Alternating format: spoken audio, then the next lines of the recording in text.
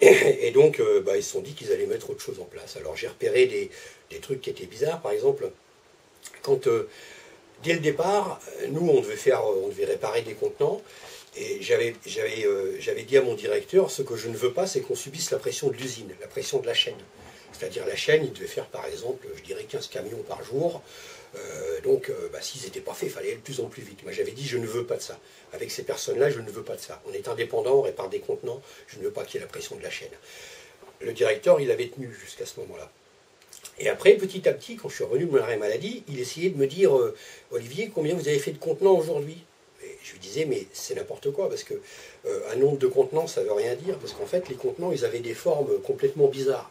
Alors on pouvait aussi bien avoir 10 contenants à faire où il y avait une vis à changer, que 2 contenants où il y avait 3 jeunes qui travaillaient dessus avec des masses, des marteaux, des chalumeaux, parce qu'ils étaient complètement abîmés. Ça voulait rien dire du tout, le nombre de contenants. Et lui, il tenait absolument à mettre un nombre de contenants. Et je ne comprenais pas pourquoi. Je me disais, mais pourquoi est-ce qu'il tient absolument à mettre un nombre de contenants par jour? Et évidemment, il voulait me dire, il voulait m'obliger à dire un nombre de contenants, comme ça, dis-moi un nombre. Et je ne disais pas de nombre. J'aurais dit 7, un jour il m'aurait dit, attends, vous en avez fait que 6 là. Donc il voulait me mettre la pression là-dessus. Alors qu'avant, ce directeur-là était complètement dans mon sens, quoi. Donc là, il commençait à voir aussi, comme Renault, que finalement, je commençais à devenir un peu gêneur. Et j'ai continué à devenir gêneur parce que je me suis aperçu que justement, que les nombres de contenants, on en avait finalement de plus en plus. Alors, ça allait parce que les salariés étaient quand même devenus performants au bout de 3 ans. Hein. Donc, ils savaient bien ce qu'il fallait faire. C'était vraiment, j'allais dire, des serruriers, hein, des métalliers comme moi. Et au départ, donc, ça allait bien. Mais le nombre de contenants quand même qui allait de plus en plus vite et qui était en plus de plus en plus abîmés des fois, ça fait que on travaillait dans un hangar qui était métallique, qui était tout neuf, mais qui était entièrement métallique, très haut de plafond. Et la chaudronnerie, quand c'est le travail du métal, ça fait énormément de bruit. Je m'étais aperçu que les jeunes, en discutant avec eux, ils avaient souvent des problèmes de sommeil, ils avaient des problèmes d'oreille. Je vous ai dit, il y en a un même qui avait, justement, il y en a un seul qui avait des problèmes d'oreille, mais les autres se sont mis aussi à avoir des problèmes d'audition. Quand ils en ont parlé à la médecine du travail, je leur avais dit, vous allez en parler à la médecine du travail, ils n'ont pas été pris au sérieux. On leur a dit, bon, vous travaillez aux chaudronneries. Je trouvais bizarre, d'après leur retour à eux, aux jeunes, que la médecine du travail ne les prenne pas au sérieux. Alors moi, j'ai commencé à dire à mon directeur, on travaille de plus en plus, on fait de plus en plus de bruit, on a des contenants qui sont de plus en plus cassés, donc c'est des coups de masse qu'il faut donner, c'est des profilés métalliques qui tombent par terre, qui font du bruit. Le local n'est pas adapté parce que c'est un local qui est complètement métallique. Les locaux de chaudronnerie modernes, type Airbus ou autre SNCF, il y a des cloisons absorbantes de bruit ou autre. Nous, il n'y avait rien du tout, c'était que du métal et de la tôle ondulée. Ça résonnait énormément. J'ai dit, il faudrait qu'on ait des casques anti-bruit adaptés. Et les casques anti-bruit adaptés, j'ai vu que les ouvriers, même les salariés, le voyaient aussi quand on allait en pause un peu se promener aux alentours. Les ouvriers de chez Renault, ils avaient soit des casques spéciaux, ou ils avaient même mieux, c'était des sortes d'oreillettes qui sont moulées à l'intérieur du conduit auditif de chaque salarié. Et c'est propre à chaque salarié. Et comme ça filtre vraiment les sons. On peut parler, en fait, ils entendent le bruit de la parole, mais ils n'entendent pas les sons trop forts. Et j'ai commencé à réclamer ça. Bien sûr, c'était un coût, parce que c'est aller en visite en centre spécialisé, et c'était plusieurs centaines d'euros par salarié. Moi, je n'avais rien à faire. Je disais, mais les ouvriers de chez Renault qui travaillent dans les ateliers, qui sont moins bruyants que le nôtre, ils ont ça. Pourquoi est-ce que mes gars, là, ils n'auraient pas ça? Et j'ai insisté énormément, mais j'ai insisté trop longtemps. Et là, j'ai commencé vraiment à les déranger, quoi. Parce qu'ils ont compris que je ne lâcherais pas l'affaire. Donc, ils ont poursuivi leur harcèlement parce que je devenais gênant. Et en fait, ce qui s'est passé, c'est que pendant que j'ai eu mes 3 mois d'arrêt, après le décès de mon salarié, il y a un remplaçant, un gars qui n'avait pas d'expérience ni d'ESAT, ni quoi que ce soit, il était barman de nuit. J'ai rien contre les barman. Et en fait, lui faisait le remplacement petit à petit sur les 3 ateliers. Et il m'avait remplacé pendant mon arrêt maladie. Et en fait, ce qui s'est passé, c'est que j'ai recraqué une dernière fois, moi. Et ce coup-ci, il y a vraiment un arrêt maladie, parce que je voyais que la pression psychologique, il voulait vraiment se débarrasser de moi. Il y avait plein de trucs de harcèlement moral que j'ai repéré. Et donc lui, bon, en fait, ils lui ont proposé le poste, mon poste, parce que, étant donné que c'est quelqu'un qui n'avait pas d'expérience ni comme métallier, hein, ni rien du tout, hein, il ne pouvait pas être au fait des conditions de travail. Comment voulez-vous qu'il sache que, bon, là encore, c'est bruyant, bon, ça fait du bruit, on met un casque, on n'en met pas, ou on a mal aux oreilles, mais il ne sait pas, lui, que le bruit est destructeur. Moi, je savais tout ça par ma formation de métallier, bon, on apprend ça, on apprend les conditions de travail, et puis éducateur technique aussi. Donc, je faisais attention aux gars.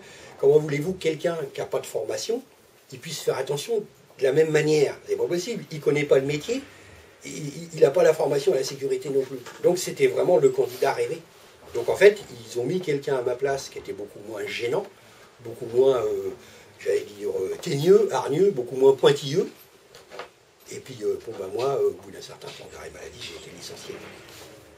Voilà. Donc en fait, ce qui veut dire que il y a dans le bouquin, à un moment de Thibault, j'ai repéré ça, il y a une phrase où il dit, il y a un directeur qui parle et qui dit qu'ils vont monter un atelier d'horticulture. Et donc ça coûte pas cher, hein, les ateliers d'horticulture, je vous le dis. Je vois plein d'ESAT dans ma région, Calvados, ce qu'on veut leur donner à faire, c'est soit du conditionnement ou soit de l'horticulture. C'est eux qui tournent des pelouses. Bon, au moins ils sont dehors, et ils sont à l'air libre. Et en fait, il dit, le directeur, qu'ils vont monter un atelier d'horticulture, ça coûte pas cher, parce qu'il faut juste un véhicule, 3 tondeuses, et que bientôt ils auront même un salarié qui aura le permis, donc il n'y aura même plus besoin de moniteur. Alors, c'est pas mal parce que, effectivement, déjà les moniteurs, je trouve, là c'est mon avis personnel, pour ce que j'ai pu voir, qu'ils n'ont pas forcément trop la fibre à défendre leurs salariés. Alors c'est vrai que c'est du boulot, on peut y laisser sa peau, parce qu'on a quand même notre directeur autour, donc on peut y laisser soit sa peau, soit son boulot, c'est ce que j'ai laissé. Mais au moins on a notre conscience pour nous, d'avoir fait le boulot jusqu'au bout. Alors il y a déjà des moniteurs qui devraient jouer leur rôle de défendre des salariés contre des fois leur propre direction, c'est ça en fait le boulot. Et si en plus on ne met pas de moniteur, bah, c'est pas les salariés qui vont se défendre eux-mêmes. Ouais. Donc, parce que dans mon harcèlement, j'ai quand même vu, moi, j'avais quand même alerté la direction de Renault, parce que dès que j'étais dans les actes, moi je m'étais syndiqué. J'ai pas la direction de Renault, je veux dire, le syndicat de Renault. J'ai été voir le syndicat de Renault, c'était la CGT qui était majoritaire, et eux, ils ne pouvaient pas m'aider. Ils comprenaient bien, mais ils ne pouvaient pas m'aider parce qu'on n'était pas salariés. On travaillait chez eux. Mais on n'était pas salariés Renault. Alors, ils m'écoutaient, mais ça s'arrêtait là. Et mon syndicat, bon, bah lui, il pouvait m'aider, mais d'un autre côté, d'abord, mon syndicat, il n'était pas sur place pour me voir, parce que c'était un ESAT, c'était un peu fermé, il aurait fallu qu'ils viennent sur place, ils ne se sont pas trop déplacés. C'était pas trop leur habitude. Mon syndicat, c'était celui de l'IM Pro, d'où je venais avant. Hein. Donc ils connaissaient le public, mais ils ne connaissaient pas mes conditions de travail. Donc en fait, je me suis trouvé un peu isolé, même avec 2 syndicats, même avec la CGT. La CGT, elle avait tendance à... C'était la CGT, bon, ça aurait pu être un autre, mais c'est où j'ai rencontré qui était quand même le plus sincère chez Renault Trucks. Hein. Et ils étaient quand même prêts à défendre les jeunes, mais jusqu'à une certaine possibilité. Moi, ce que j'aurais souhaité, je t'en ai parlé, c'est que pour quelque chose comme ça, qui était une primeur, parce que j'ai cru comprendre que c'était Zator-les-Murs, c'était le premier de Normandie, voire même peut-être le premier du national même. Je ne sais même pas. Ça, je n'ai pas vu les chiffres, mais c'est même peut-être... En tout cas, le premier de Normandie, c'est sûr. Ce type-là, d'être des actes vraiment hors les murs, inclus dans l'entreprise. Moi, je trouve qu'au niveau syndical, il y aurait énormément à faire. Il aurait vraiment fallu que les syndicats, ils se disent, bon, bah, les salariés sont là, ils doivent être défendus par quelqu'un. Si au moins on ne peut pas défendre les salariés, si on défend le moniteur qu'on voit qu'il est honnête, au moins lui il continuera à défendre ses salariés, son beefsteak, quoi. Et en fait, ce qui s'est trouvé, c'est que moi j'ai été isolé, quoi. Ils n'ont pas pu me défendre ni d'un sens ni dans l'autre. Bah, c'est pareil, moi j'ai pas été défendu non plus du tout par Sud Santé, qui est pourtant un bon syndicat, je pense, Sud Santé Sociale. Ça c'est. Mais rien, quoi, rien. Je pense que pas de soutien, pas de... le problème, c'est la logique de sous-traitance, en fait, hein, dont on parle depuis tout à l'heure. Car finalement, enfin, les salariés, les usagers ou salariés d'entreprises adaptées travaillent pour des entreprises sous-traitantes de grands groupes. Et alors, c'est déjà, enfin, les bastions ouvriers qui pouvaient exister jusqu'il y a encore quelques décennies, il y en a de moins en moins maintenant, même dans les grosses entreprises comme Renault. Il y a énormément de sous-traitance. Enfin, tu disais tout à l'heure PSA, par exemple. Ils ont été jusqu'à 14 000, je crois, sur Rennes. Je me souviens au moment où... Maintenant, ils sont entre 2 et 4 000, je ne sais pas trop, avec beaucoup de sous-traitants sur place, mais des sous-traitants qui ont des droits différents, qui n'ont pas les mêmes contrats de travail, qui n'ont pas les mêmes horaires, enfin bref. Donc avec beaucoup d'entreprises finalement, voilà, donc le salariat il est fragmenté, quoi, complètement fragmenté. Les organisations syndicales n'ont pas réussi à s'adapter en fait à ce changement en fait du salariat, cette précarité en fin de compte, hein, à cette différenciation de droits. Le syndicalisme il est quand même très défensif maintenant, beaucoup pour défendre les droits des travailleurs des grosses entreprises. Voilà. Et pas très offensif. Mais c'est aussi parce que il y a très peu de combativité quand même chez les salariés. Enfin, 90% des salariés en France sont dans des entreprises dans lesquelles il n'y a pas de représentation syndicale. Donc c'est compliqué aussi pour les salariés de s'organiser dans les TPE, par exemple les très petites entreprises, qui composent 50% du salariat en France, quoi. Et à côté, on a affaire effectivement à des grands groupes, hein, la famille Peugeot, voilà, les 200 premières fortunes de France, quoi. C'est des multinationales. Donc il y a des enjeux qui dépassent même largement le cadre du handicap, quoi, hein. Moi, je ne suis pas spécialiste du travail en prison, mais je suppose qu'on pourrait se poser la question aussi du travail dans des institutions comme ça où le code du travail ne peut pas rentrer, en fait, quoi, où il n'y a pas de liberté syndicale, quoi. J'avais enregistré sur à FR3, j'avais vu un exemple d'une fille qui était en prison, qui avait amené, qui avait été licenciée, elle faisait du télétravail, tu sais, qui partait à l'école, elle avait été licenciée. Dans les centres d'appel, ouais, elle avait été licenciée par son entreprise au sein qui sous-traitait, enfin, en prison, elle a été. Avec son avocat, elle avait pris un avocat, elle avait gagné, elle avait réussi à faire reconnaître qu'elle avait été licenciée de façon abusive, c'est-à-dire que l'avocat disait qu'il rentrait, le code du travail rentrait dans la prison de fait, quoi. Je crois que à un moment, je crois que Thibault il cite l'exemple de quelqu'un qui a réussi au tribunal à obtenir sa reconnaissance en tant que salarié et pas en tant qu'usager. Je sais plus dans quelle partie c'est, mais enfin, voilà, donc ça peut être des coins comme ça juridiques, mais bon, les patrons s'adaptent aussi à l'évolution du droit, quoi, hein. oui, Et puis le rapport de force aujourd'hui, clairement, il n'est pas en faveur du salariat, hein. Moi, Thibault, je l'ai vu à Dinan il n'y a pas longtemps avec une fille des Arènes, elle me disait, elle disait, je comprends pas que vous n'ayez pas gagné pour Philippe, quoi, pour le lit. Elle dit, elle ne comprenait pas par rapport à... voilà, parce qu'on est allé jusque... On avait gagné au prud'homme, en deuxième truc, et puis après... On appelle. Ils ont fait appel, ma boîte, ils ont fait appel et on a perdu au tribunal, quoi. C'était plus au prud'homme, après c'était au Parlement, là. Ouais. Et là, pour continuer, il faut aller en cassation. Et... Enfin, moi, je me rappelle que j'étais allé à la Direct à une époque, j'avais demandé à être vu avec un mec de la CGT, et puis...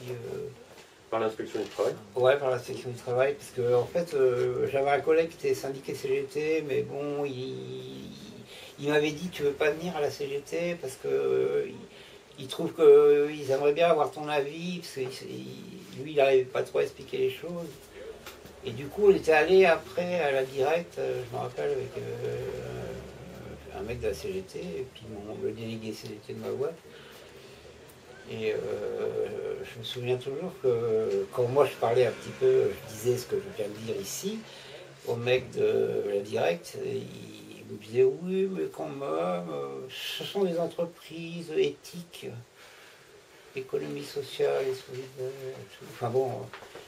Et ce gars-là, il venait quand il y avait les dossiers, comment charger l'insertion dans la commission ESAT, il venait, ce gars-là, il était là, le gars de la Direct, parce que la commission, c'est intéressant dans le livre, parce que moi j'avais dit à Thibault que cette commission faisait passer les dossiers dans ma boîte. Et lui, il s'était renseigné, auprès de ma boîte et tout, auprès de la MDPH et tout ça, enfin, qui lui disait « Ah mais non, c'était pas pour faire passer les dossiers, c'était pour alerter, pour dire aux futurs usagers leurs droits.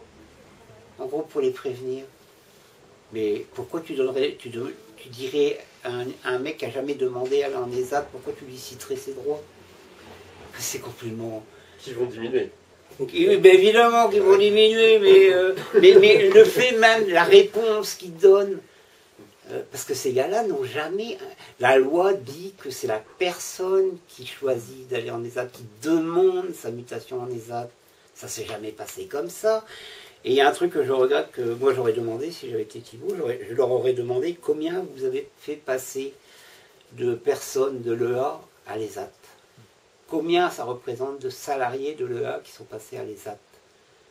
Et ça, il n'a pas de réponse. Il n'a pas eu de réponse à ça. Parce qu'il y a un paquet... Ce serait intéressant aussi de savoir le nombre de personnes qui rentrent en ESAT et ceux qui en sortent. Parce on sait qu'il n'y en a que 2% qui réintègrent, c'est ce que dit Thibault, qui réintègrent le milieu ordinaire, mais combien sont du coup déclassés parce que pas assez productifs par rapport aux contraintes de productivité dont vous avez parlé tout à l'heure? Et du coup, ces gens-là, qu'est-ce qu'ils... Enfin, moi, je suis convaincu qu'ils vont en institution, pour ceux qui ont de la place, et ceux qui n'ont pas de place en institution, sont dans la nature, quoi. Ceux qui ont encore une famille, ils les recrutent... Voilà. Mais à mon avis, personne n'a jamais rien regardé par rapport à ça, mais... Moi, je sais que maintenant, c'est des drames humains, en fait, depuis qu'ils mettent plus des personnes de l'EA dans les AT, avec les façons que moi je trouve complètement illégales, maintenant, ils prennent des usagers en IME. C'est-à-dire que c'est des gens qui sont en IME, médico-éducatifs, ouais. Et le problème, c'est qu'il y a des listes d'attente, et comme il dit Thibault, il y a aussi des tris. C'est-à-dire qu'un directeur des AT peut dire cette proposition me convient ou me convient pas, tu vois. Il peut avoir aussi... c'est ce que j'ai compris en lisant son livre. Moi, je sais qu'ils ont créé une école métier, par exemple. Moi, quand je suis parti, ils avaient créé ce qu'ils appellent l'école métier. C'est-à-dire que les gens, maintenant, ils testent les gens qui sont présentés par la MDPH ou les gens qui font la demande. Ils font des expériences, ils viennent dans l'entreprise faire des formations pour voir, et après, pour voir s'ils sont capables s'ils ont le profil pour rentrer dans l'entreprise.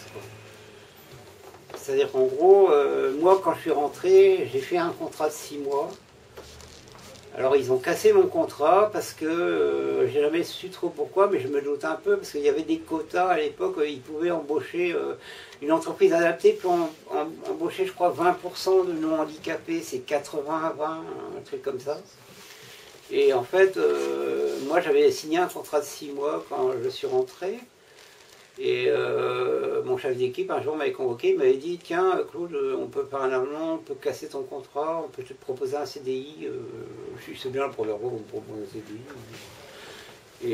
Et en fait c'était sans doute pas parce qu'ils avaient envie de m'embaucher moi personnellement, je pense que c'était une histoire de quotas ou de trucs comme ça, quoi. C'était pas... Parce qu'il y a plein de choses comme ça qui sont... Enfin, que les gens savent pas ou... Moi, je ne comprends pas que quand ils ont fait le plan de départ volontaire, parce qu'en fait, tous les constats que moi j'avais constatés en 2000 quand je suis arrivé dans mon EA, c'est en gros ces mises en ESAT que je voyais, des gens qui avaient été avec moi en EA, qui passaient à l'ESAT et tout. En fait, c'était pour des raisons économiques plus qu'autre chose, je pense, puisque après ils ont vendu des sites. C'est-à-dire qu'ils ont été obligés, ils étaient en difficulté financière parce qu'il y avait une crise dans l'automobile, comme ils dépendaient beaucoup de PSA, et qu'il fallait c'est pour ça qu'ils sont reconvertis dans les grands groupes industriels comme Alstom, la SNCF aussi, puis Airbus, tout ça. En fait, le directeur, c'était un ancien manager d'une boîte américaine. C'est ça aussi qu'il explique Thibault, c'est qu'en fait... dans le médico-social, maintenant, les directeurs sont recrutés à l'extérieur, ils n'ont pas une formation médico-sociale, c'est un peu ce que tu disais. Ouais, mon directeur, il était avant responsable, c'est l'économe, quoi, le chef, le chef du secteur financier, quoi, directeur des actes. Bon, il s'est pas trop mal débrouillé au début, mais enfin, il perdait pas le nord. Mais c'est des gars, c'est des managers, quoi. C'est-à-dire Voilà. c'est des gens qui ont travaillé dans des boîtes avant, dans la grande distribution. Je lisais d'un cas, un mec qui était dans la grande distribution et tout. Donc c'est pas des gens, c'est des gens qui ont une conception du travail du milieu ordinaire, dont l'aspect médico-social, bah, il ne voit plus tellement. On leur demande, c'est d'être très bons gestionnaires, et voilà. Ouais, voilà, quoi, c'est... savoir ouais, voilà, de savoir gérer l'argent, enfin, les associations qui les budgets, etc. Voilà. Bah Ça, ouais, c'est très le important. mien, il bossait pour mon DG, il bossait pour une boîte américaine avant. D'ailleurs, il explique à Thibaut, c'est marrant parce qu'il dit, je suis dans la voiture avec lui, comment ça se confie un peu.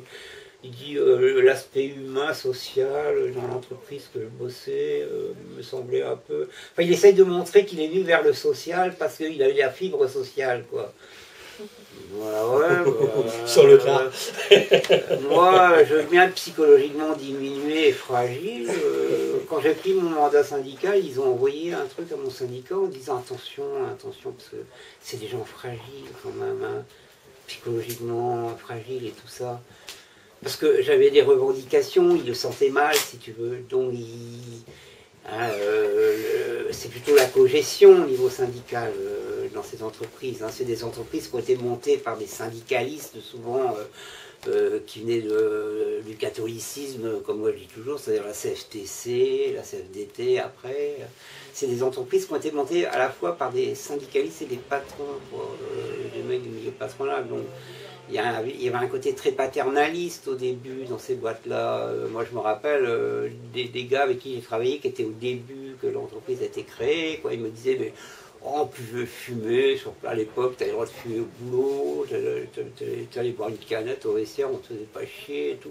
Si tu te réveillais pas le matin, on allait te chercher. Non, mais il y avait un côté un peu comme ça. C'était en gros... l'ancien directeur, quand moi je suis arrivé, il venait serrer les mains, ah salut, ça, enfin, c'était très...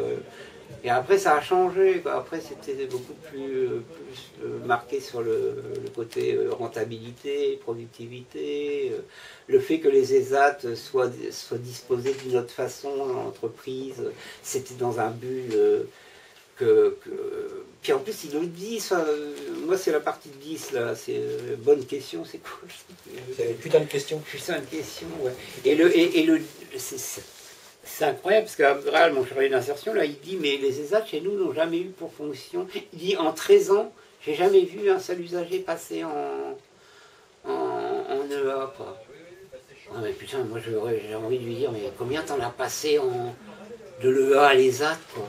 Moi, à la fin, quand il venait sur mon secteur, j'avais une fille qui travaillait à côté de moi sur les presses automatiques. Là, on mettait des gosses toute la journée. Puis quand elle le voyait rentrer à l'atelier, elle me disait « Claude, regarde, il y a ton copain qui arrive. » Et d'autres mecs qui me disaient « Claude, il y a ton copain qui est dans le coin. » Tout le monde savait que j'étais en bis avec lui, quoi. Puis un jour, il est venu sur mon secteur et tout, puis un mec qui était syndiqué avec moi, et, enfin, qui était DP comme avec moi, on l'avait pris à partie parce qu'il était venu sur notre secteur. Quand on le voyait arriver, on se disait, il vient chercher qui là? Il vient à la pêche encore? Puis on l'avait abordé, puis on lui disait, mais tu te rends compte, tu fabriques des retraités pauvres, fous le camp, dégage, en gros. Enfin, on finissait par lui parler presque comme ça, quoi, parce qu'on trouvait aberrant sa façon de faire, quoi. Et là, il dit, effectivement, j'allais dans les ateliers, j'allais voir les gens et tout, mais bon, il y en a qui ont accepté, d'autres qui ont refusé. Enfin, il disait ça comme si c'était un choix, quoi. Et c'était pas un choix, c'était une politique. Et même quand il y a eu le plan de départ volontaire, ils disent on a mis des gens, on a fait partir des gens dans un plan de départ volontaire en retraite anticipée, ou ceux qui étaient près de la retraite, ils ont licencié. Ils ont licencié, les gens ont touché de l'argent hein, pour partir, mais comme ça se fait à PSA et tout, à la différence de PSA, c'est que à PSA, ils touchent le pactole, les mecs qui partent, nous... Moi, je suis parti en rupture conventionnelle, 17 ans de boîte, j'ai touché 8 000 €, c'est tout. Et par exemple, là aussi, au niveau des droits de rupture conventionnelle, par exemple, ils veulent pas laisser partir des travailleurs handicapés en rupture conventionnelle. Il y a des cadres dans ma boîte, je sais qu'ils sont partis avec le pactole, qui étaient des directeurs, des responsables de sites et tout, des commerciaux et tout. Il y a plein de gens que je sais qui sont partis en rupture conventionnelle. Ils sont pas, même une syndicaliste qui est partie en rupture conventionnelle, je sais qu'elle a touché le pactole, elle était directe. Elle avait des responsabilités au niveau de la boîte et tout. Mais un handicapé lambda qui dit ben ouais, moi je partirais bien, j'ai trouvé un truc, enfin j'ai des projets, tu pars pas, ben non, là t'es handicapé, tu vois, même ça, tu peux pas être un travailleur handicapé et demander une rupture Je conventionnelle. me souviens d'un cas, il y a eu le cas sur l'atelier, je crois que c'était l'atelier qui travaillait dans le froid. Et il y avait un jeune qui avait demandé, apparemment c'était dans leur droit de demander à être dans un autre ESAT du territoire. Oui, quoi. tu peux demander. Et je crois que sa famille, lui, était plus dans le sud. Et il avait demandé donc à être muté dans un ESAT aussi, mais dans le sud. Et je sais qu'il avait eu beaucoup de difficultés. D'ailleurs, je suis parti, il était toujours là. Mais il était très mécontent, il était vraiment très en colère parce que apparemment le directeur, oui c'était marqué que quand tu es dans un ESAT en Normandie, tu as le droit d'aller après dans un ESAT dans le sud, sauf que bah, ça n'avait pas l'air de se passer comme ça, et que le directeur n'avait pas l'air tout à fait d'accord. Enfin, il y avait tout un problème administratif qui fait qu'en fait, ça aurait été mieux qu'il ne demande pas, quoi. Et voilà, donc je sais qu'il